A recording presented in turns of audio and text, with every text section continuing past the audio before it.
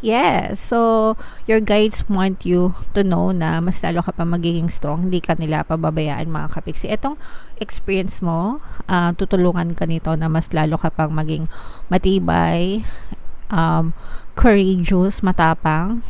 If you need to go out of your comfort zone, labas-labas lang. Huwag kayong matakot, mga kapiksi. So, parang tinuturuan ka nitong maging confident. This is a very, very positive energy, guys. Alright?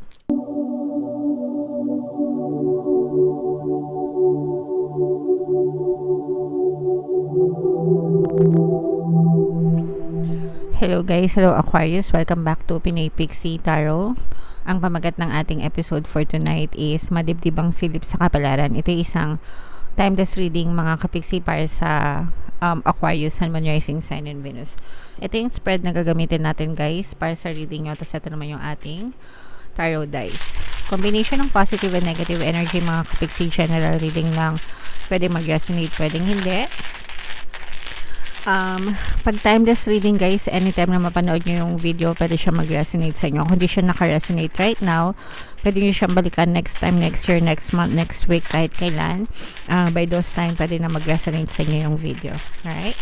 So, tingnan natin yung strongest energy mga kapiksi para sa inyo. Anong paparating sa inyo, Aquarius? Wow. So, guys, magandang magandang mensahe na for some of you nasa mabuti ngayong kalagayan, nasa maganda yung posisyon nyo, masayang-masaya yung energy nyo. For some of you, parang nararamdaman nyo na tinutupad the universe yung mga hiling nyo, yung mga dasal nyo mga kapiksi. So, ang focus ng energy nyo mga kapiksi is dun sa mga desires nyo talaga na yung mga bagay na nagpapasaya sa inyo. So, titingnan natin how this story will unfold habang binabasa natin itong buong spread nyo guys. Tingnan natin yung paligid nyo, no? Yung energy sa inyong paligid mga kapiksi, kung positive ba or negative. For some of you guys, medyo for some of you, angel number 999, i-check nyo yan. Ibig sabihin yan, baka may additional na mensahe sa inyo ang inyong mga anghel gabay. Pero for some of you guys, medyo mataas yung anxiety level nyo, may mga stress kayo na pinagdadaanan, ganyan, which is normal naman guys kapag nagkakaproblema tayo sa buhay.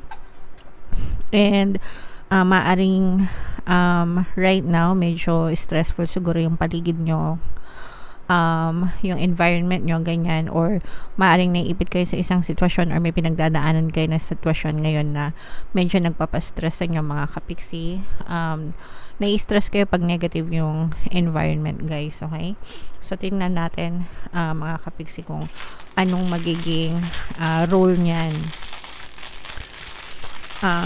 Tingnan natin yung past energy nyo mga kapiksi. Sa past energy nyo guys, may mga regrets kayo, may mga bagay na pinagsisihan kayo. So, I'm sensing na these are more on missed opportunities, no? Para may mga na-miss kayo na opportunity sa past nyo na hindi nyo nagawa or hindi nyo siguro napagtuunan ng pansin, or baka mga babala or warning na hindi nyo masyadong binigyan ng pansin, tapos maaring parang nag-materialize ganyan na kumbaga parang binaliwala nyo yung mga warning. Pwedeng mga warning ito guys, or mga missed opportunities. Tas parang sabi ko nga, binaliwala nyo, tas parang ngayon nakikita nyo yung mga epekto sa buhay. That's why medyo may stress kayong nararamdaman. Okay?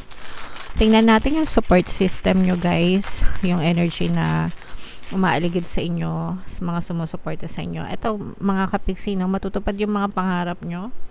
Marami kayong supporters guys, no. The universe is going to grant you your wishes mga kapiksi, no. And mararamdaman nyo rin na sa paligid nyo, parang may tumutulong sa'yo para matupad yung mga pangarap mo. And itong mga tumutulong na to mga kapiksi, mga sumusuporta na to or tumutulong na to, kaloob din yan ni universe, because when you're trying to manifest things, the universe always move people, things, situation, events, circumstances sa paligid mo. So yung mga tao na involved sa buhay mo. Kumbaga parang minumove din sila ng universe para ibigay sa'yo yung mga nais mo, mga kapiksi. So ito ay mga blessing din sa taas. Okay, tingnan natin yung present situation nyo right now, mga kapiksi. Sa present situation nyo, busy kayo guys sa inyong kabuhayan, sa inyong pwedeng sa trabaho ito or kung ano man yung source of income nyo, trabaho, negosyo, investment, ganyan, side hustles, pero this is more on money. Abala kayo, busy, very productive, busy pero productive, kasi merong busy na busy-busyhan lang, parang busy kasi nanonood lang busy kasi busy kasi may ginagawang kung ano, pero ito busy kayo na productive kayo. Ibig sabihin ng productive, ginagamit nyo yung oras nyo sa makabuluhang bagay na magdadala sa inyo ng positive results. Okay, alright, so yung energy surrounding your desires, mga kapiksi, tingnan natin yung energy dun sa mga bagay na gusto nyo. This is a Queen of Swords energy, mga kapiksi, Earth sign, Aquarius, Gemini, Libra. For some of you guys, parang pinaplano nyo right now kung tsaka maliwanag, kumbaga parang nagliwanag na yung isip mo, ganyan. You made up your mind kung ano talaga yung gusto mong mangyari. Kung hindi pa, nandun ka na sa point na pinag-iisipan mo na siya, mas nagiging concrete na sa isip mo kung ano yung mga bagay na gusto mong ma-achieve, and then mag-start ka ng magplano or gumawa ng mga necessary plans or hakbang kung paano magmamaterialize yung mga plano mo sa buhay para ma-achieve mo yung mga desires mo. Alright? So, tingnan natin yung mga pagbabago, no? Anong magbabago sa inyo, guys. Again, no? Swords energy pa rin, mga kapiksi, masculine and feminine energy. So, talagang, ibig sabihin nito, talagang malinaw na malinaw. Malinaw na malinaw, okay? Malinaw na malinaw yung sa isip mo kung ano yung mga pagbabago or kung ano talaga yung gusto mong marating sa buhay mo. So, maganda yan kasi nagiging decisive ka. Ibig sabihin, kapag malinaw yung isip mo sa isang bagay na gusto mo, mas magkakaroon ka ng direksyon at saka progress. Kasi yung attention mo, mafo-focus yung energy mo dun sa attention mo, sa isip mo, and yun yung magmamaterialize sa iyong 3D or sa iyong physical reality. Tingnan natin yung current feelings nyo right now, mga kapiksi, no? Right now, parang binabalance nyo, no? You're trying to balance things out at saka nasa moderation lang kayo. But at the same time, parang nandun yung childlike feeling. Alam nyo, di ba pagkabata, meron silang gusto, kunwari bata ka, tapos sinabi ng tatay mo or nanay mo, o sige, bibilan kita ng laruan bukas, ganyan.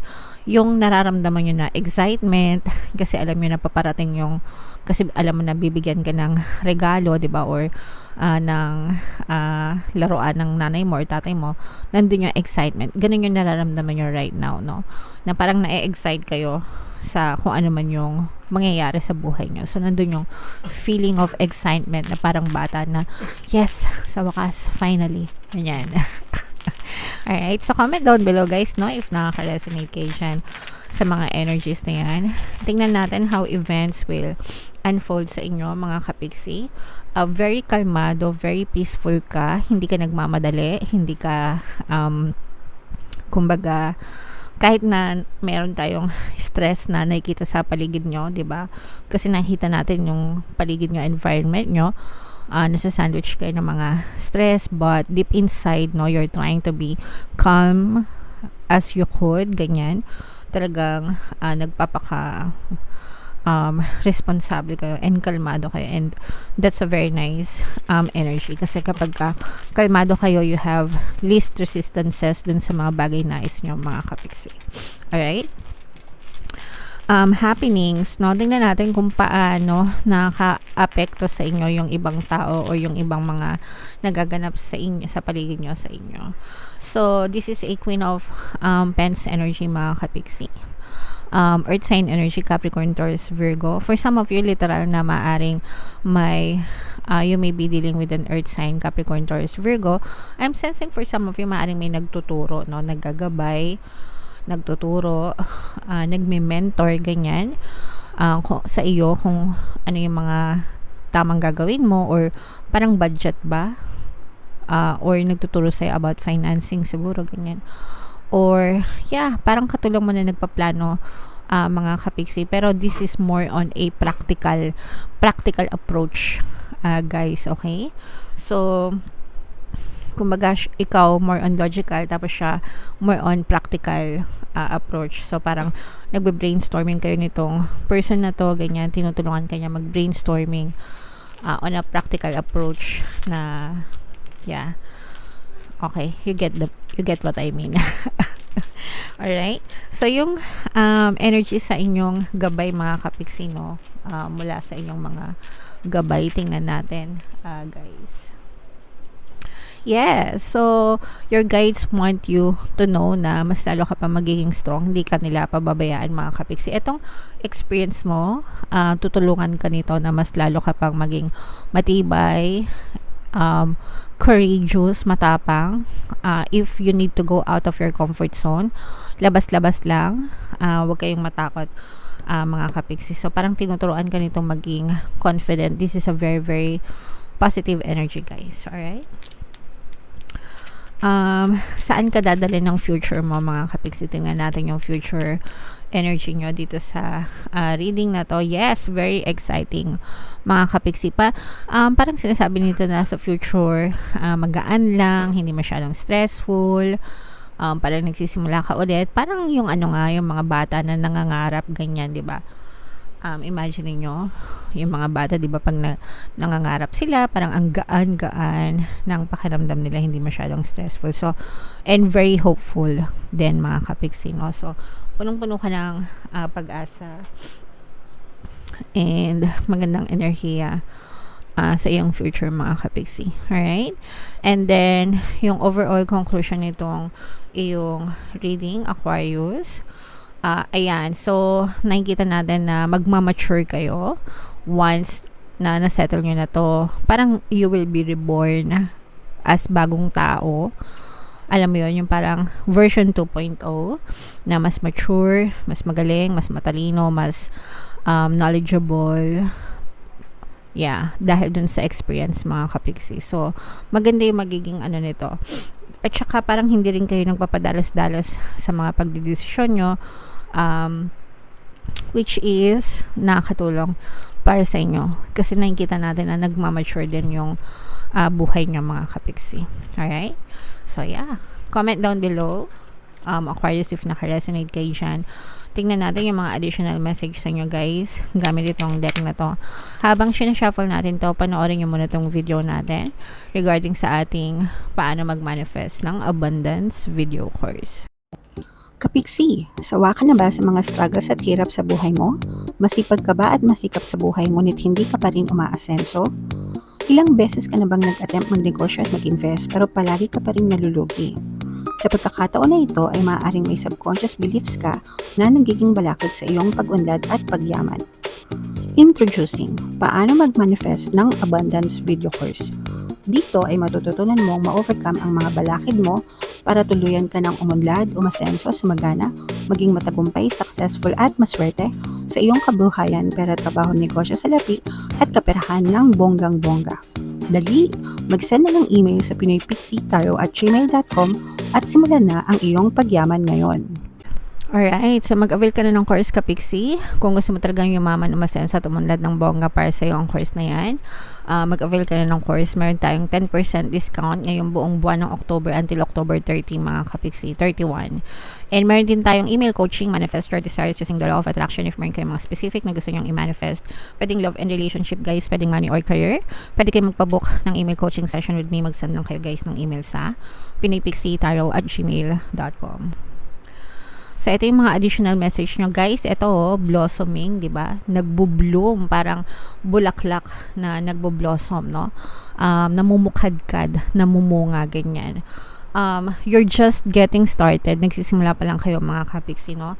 So, have patience with yourself and the process and do not give up. So, napakagandang mensahe ito para sa inyo mula sa inyong mga gabay na nagsisimula pa lang kayo nitong journey nyo, malayo pa yung mararating nyo sa buhay. So, wag kayong mag-give up, wag kayong susuko. I-enjoy nyo lang yung process. Trust yourself, trust the divine, trust your guides, trust the universe mga kapiksi, and trust the process. Everything will always work out for you. Magiging okay din yung resulta mga kapiksi para sa inyo, okay? So, sobrang encouraging ng message. And for some of you guys, ito is sacred space, no? Create an altar or visit a power place to connect with the divine. Ibig sabihin lang nito, guys, bigyan nyo ng attention or panahon yung inyong divine connection sa taas, yung pagdadasal nyo. Sometimes, meron tayong mga altar sa mga bahay natin, di ba? Dedicated space siya for making prayers, ganyan. Pero kung wala kayong mga altar, it's fine. Pwede kayong bumisita ng mga templo, kapilya, ganyan, simbahan, kung gusto nyo magdasal. Or, kahit naman sa kwarto nyo, okay lang. Mga kapiksi, ang pinaka-importante is mag-dedicate kayo ng ilang minuto every day to say your prayers to the divine, di ba? Very important yan, guys. Alright? Okay. So, comment down below, Aquarius, if nakaresonate kayo sa message. Guys, ito yung ating 2024 kapalaran, no? Kung di nyo pa napapanood, panoorin nyo na. Super nice, super ganda.